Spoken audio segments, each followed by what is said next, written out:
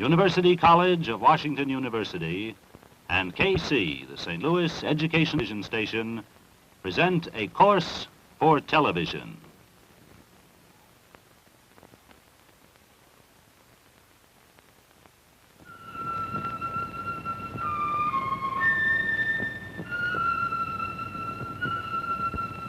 The Religions of Man, with Dr. Houston, Associate Professor of Philosophy at Washington University.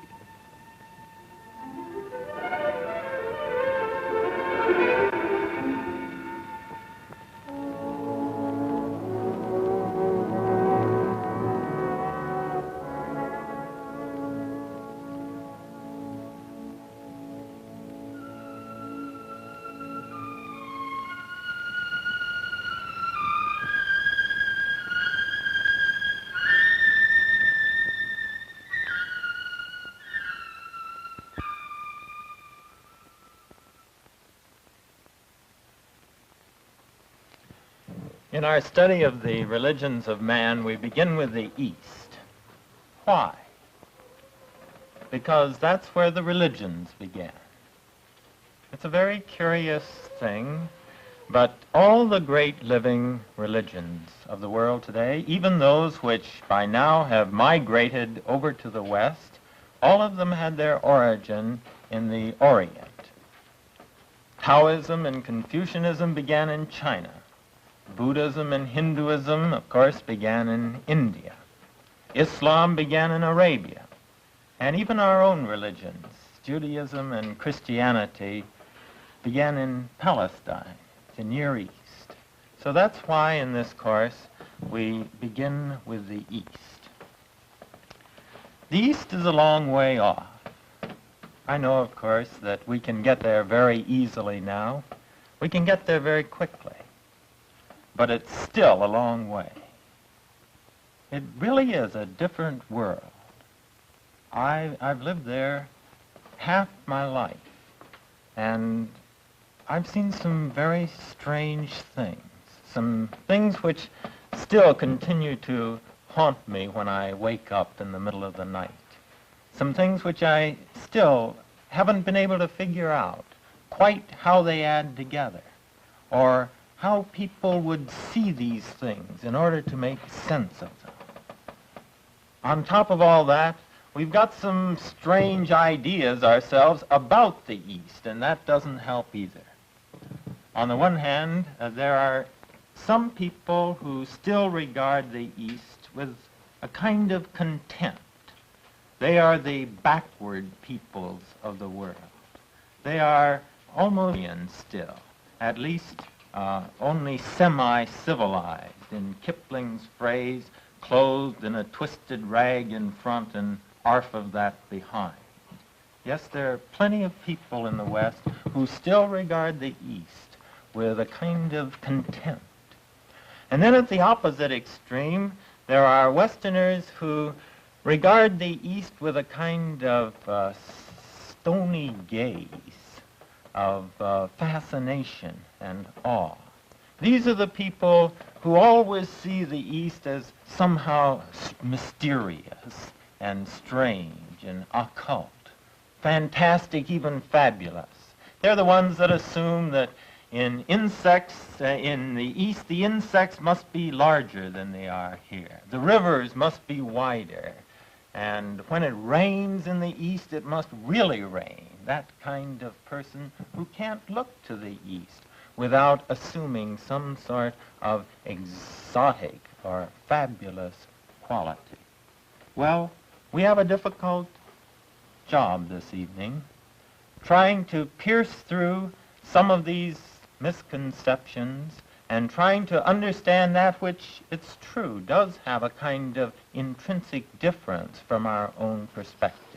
We're going to have to work a little in order to take this journey into the minds and spirits of a people who have been separated from us through the centuries by the distances of space. Let me give you just one example of the problem that the West has in in understanding the East. This is a kind of trivial example, and yet I think it may point to something that we have to face. The British, when they went into India, for example, when they went into India, they noticed that some of the things about the religious art, the architecture, the sculpture, and the literature itself seemed to them, from their point of view, as quite indecent, really obscene from their Victorian perspective. And so what did they do? Well, they slapped on in their colonial code, postal code, the provision which they had in their own country, namely, read, no obscene literature may be sent through the mail.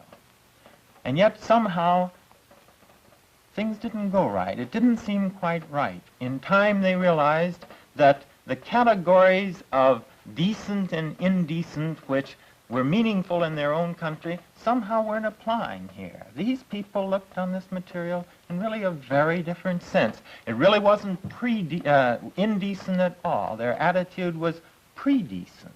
The categories which held so fast in England, Victorian England, somehow didn't fit at all in this different climate. And eventually they came to see this to the point that they didn't rescind, but they modified their provision. And as I understand it, the British colonial postal code still reads today, no obscene literature may be sent through the mail, parenthesis, unless it be religious, parenthesis closed. Well, this perhaps may indicate to you something of the kind of problem which one people may have in understanding another. Well, let's not have the impression that everything we find in the East is going to be different. You're going to find some old friends, too, in these ideas. You're going to find some things that ring true and echo. They'll sound like things you've heard before, echoes perhaps of the Psalms, echoes of the New Testament.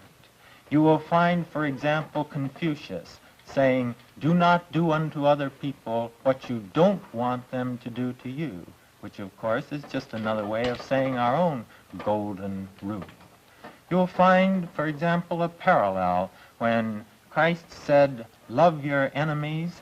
We will find in the Dhammapada of the Buddhist literature a comparable phrase where it says, he robbed me, he beat me, he abused me. In the minds of those who think like this, hatred will never cease.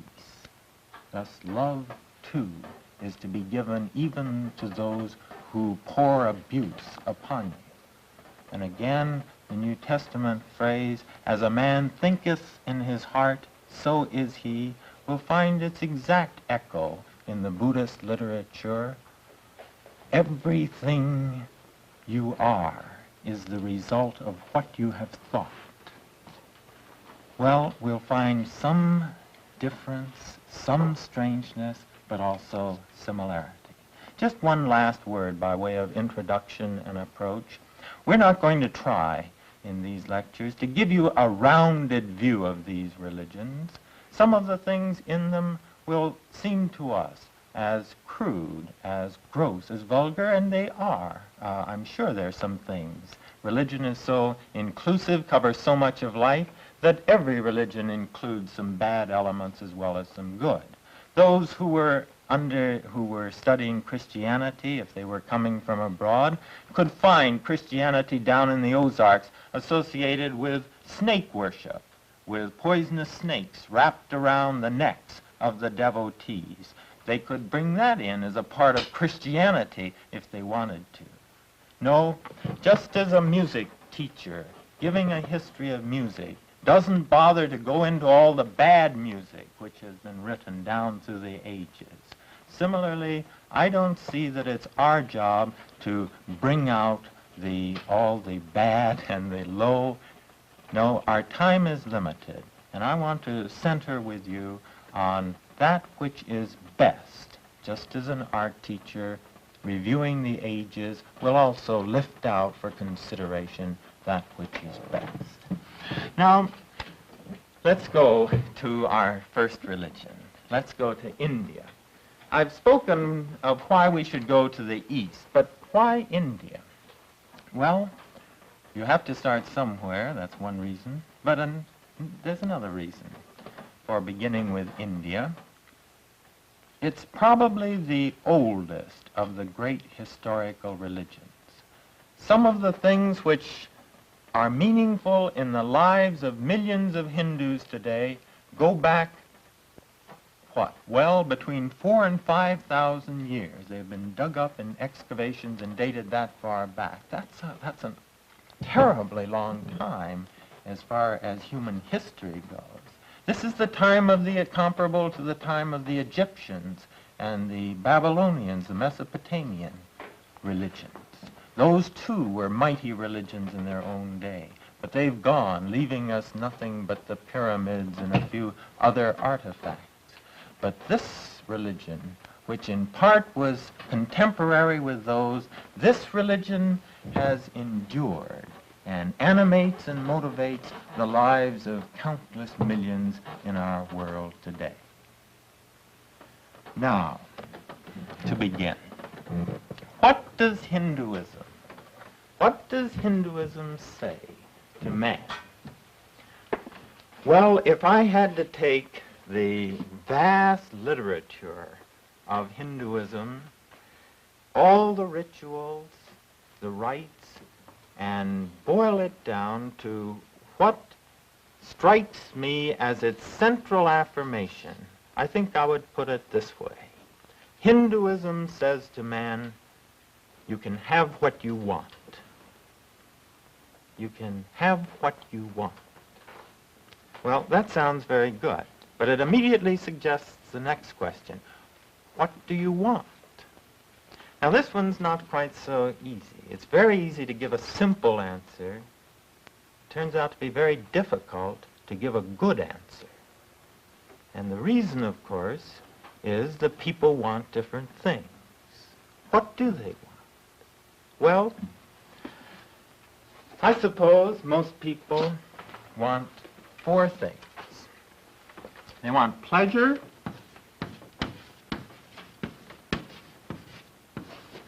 agreeable sensations, aesthetic, good food, the happiness of the physical senses. Then again, they want wealth.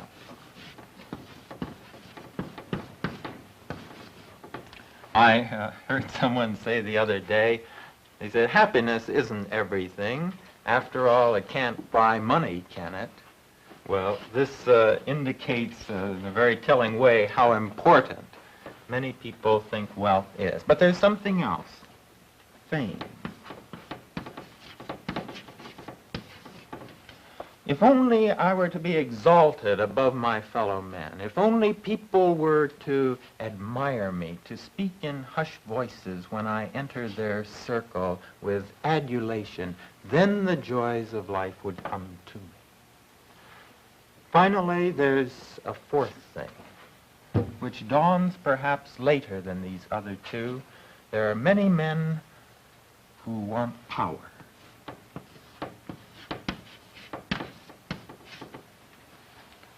These four things the Hindus speak of as the worldly desires, because these are the desires of most people in the world as far as one observes their actions. Now, what is the attitude of Hinduism towards these desires? And here's an important point, because in the West we have frequently, we've really come to the conclusion that India is very otherworldly and is therefore takes a negative stand on desires. It's against them. It's opposed to them.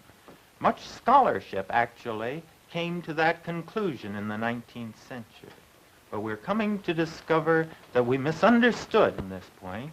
She is not ascetic in the sense of being antagonistic to these things. No, these are perfectly legitimate desires.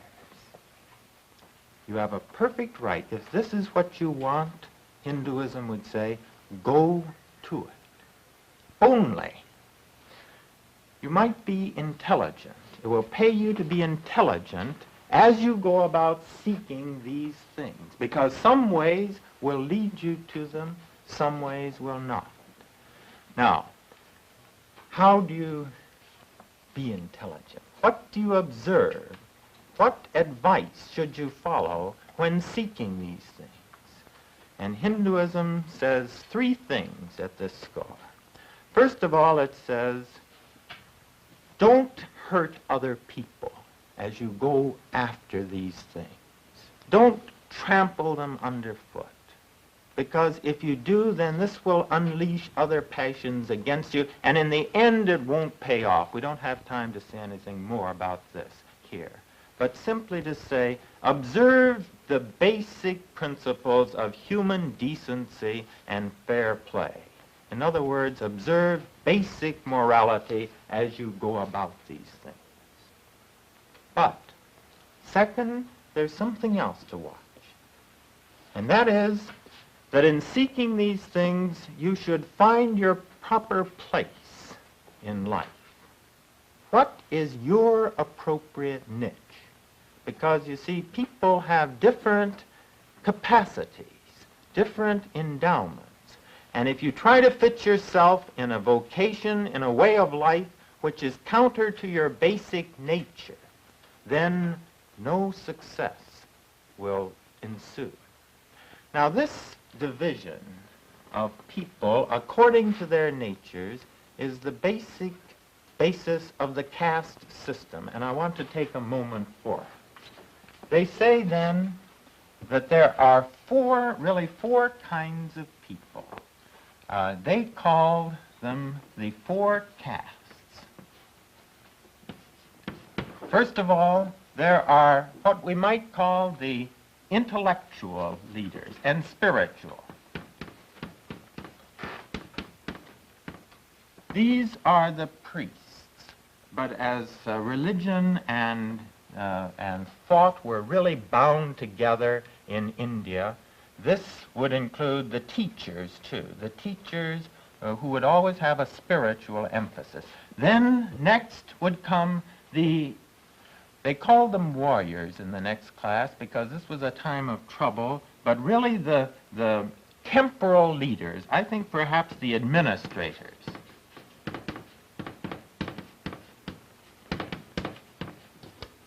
And then there were the artisans, or the merchants, those who were economically very productive, and finally there were the laborers.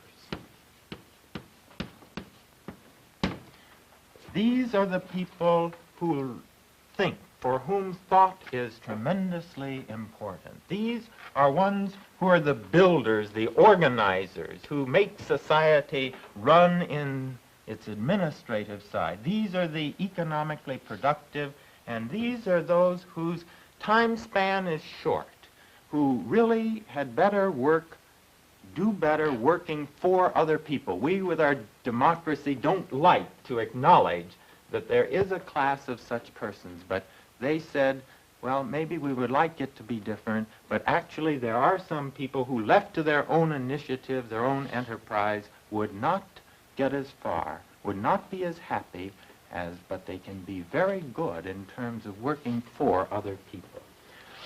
What should we do to get these? First, observe the basic principles of morality. Second, find our appropriate place, station in life. And third, they said, evolve, because life develops. And they said life develops through four stages. The stage of the student in the early years, when your main responsibility is to learn everything you can. Second, there is the stage of the householder, when you should marry, have a family, take part in the civic life of the community. And then, however, when you get to be about 50, after you've given yourself to society in the vigor an imagination of your social life, there will come a time as the strength begins to ebb, the physical strength, when you really ought to pull out of this and let the junior executives take your place of responsibility in society while you go into retirement, the third stage, and begin your adult education. All these years you haven't had time to read, to think. But before you die, you ought to have that opportunity. So the third and fourth period becomes more contemplative, more turned inward. Let me just review then. These wants are the wants of the world. They're good rather than bad, basically. And if this is what you want, go after it. Only remember 3 points. Observe the principles of basic morality. Find your station in life, and don't be truncated in your development. Pass through a rounded stage of the life of the student, the life of the householder, and then in the last 2 periods, the life of contemplation, reflection, so that before you die, you can come to some understanding of what this was all about through the years anyway. Now, these are good things, but now we come to the really interesting question. Are they all that life has to offer? Well, we can see some reasons, they would say, for hoping at least, that this is not all that life can attain. There are 4 limitations which inhere in these things. Let's know what they are. First of all, sometimes they're unattainable. Maybe we want to make 1 million, maybe we're caught in adverse circumstances and we can't get what we want. Sometimes they're unattainable. There's another defect, though, limitation, and that is often when we find them, we get them. When we get them, we find that they don't bring the true satisfaction which we were expecting from them. This, in a way, seems to me almost the story of contemporary America. People giving their lives to getting things which, when they get them, don't bring the satisfaction which they had hoped. Ross Lockridge writes a book through years of poverty, and then when it is accepted and it becomes a bestseller, Raintree County, as he goes to receive the great award, after he has received it, then he commits suicide. He got what he wanted, but it didn't bring him the satisfaction he hoped. Then there is a third. There is a third limitation in these, and that is that if you, they would say, make these the main ambition of your life, then they become insatiable. Are they insatiable in their own right? No. No. In their proper place, they're not. It's not true to say a man can never be satisfied with the wealth he has or the fame he has or the power he has. But they will say that if this is the central concern of his life, then it will tend to be insatiable. Why? Because, and here I'm anticipating, this is not what man really wants. And men can never get enough of what they do not really want. And so, they would say, ultimately, if you build your life around these things, you'll never get enough of them. As they put it, it's like trying to quench a fire by pouring butterfat on it to try to quench our desire for these things in just going after them. Now, there's a final reason why these things do not satisfy, ultimately, and that is because they're fleeting. They must come to an end, and this we know very well, because you can't take these things with you. That's our way of putting it, but it is true. We all know sooner or later these come to an end. All right, now the question is, we see that these have their limitations, Is there anything more? And this, I suppose, is the big question behind all religions, and people line up on both sides of this question. Some of them will say, no, I wish it were true. Hemingway would say, I wish it were true, but it's not. Tolstoy would say, yes, it is true. But in any event, the Hindus will say, there will come a time when these things will lose their charm. They're like toys which satisfy people in certain stages of their development, but there comes a time when they will not satisfy the longings of the human heart. Now, when that time comes, one will say, as Huxley said on one occasion, there comes a time when one asks, even of Shakespeare, even of Beethoven, is this all? Now, in our closing moments, turn with me to this symbol. This is a symbol for Om, is what it's called. We're going to be saying more about this symbol as time goes on. Behind, in the background, is a solid color. It looks like black, but it's not really in the original. It's dark green. Black symbolizes nothingness. This, however, dark green, symbolizes utter being, complete being. The rays that go out here symbolize utter consciousness, not thinking about one or two things, but pure consciousness, undivided by objects. And this part in here, with its exuberant quality, indicates what is sometimes translated bliss, but better translated the absence of all frustration, all sense of futility. What is this? This is the Hindu view of God. God is that which is infinite, and nothing less will satisfy the spirit of man. He is infinite, and you can't really divide infinity, but we can put it this way. He is infinite in existence, pure being, not partial, limited being, but utter being.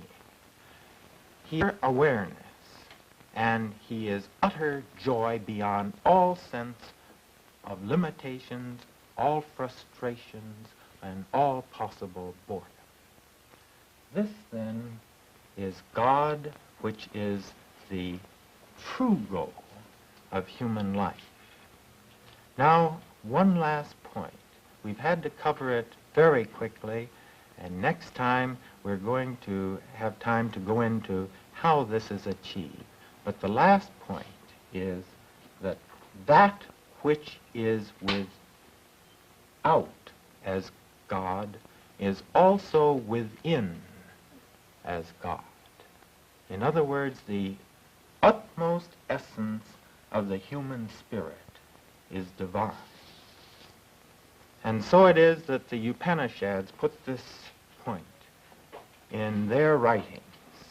That supreme self is not this, nothing material that you can point to. It is unseizable, for it cannot be seized. It is indestructible, for it cannot be destroyed. It is unattached, for it does not attach itself to anything. It is unbound. It does not tremble. It is not injured. The whole world has that as its soul. That thou art.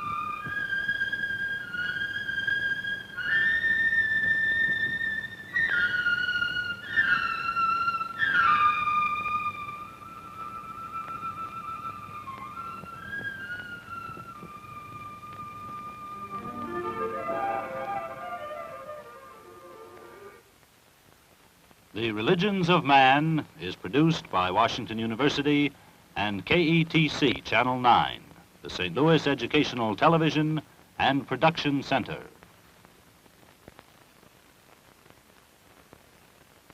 This is NET, National Educational Television.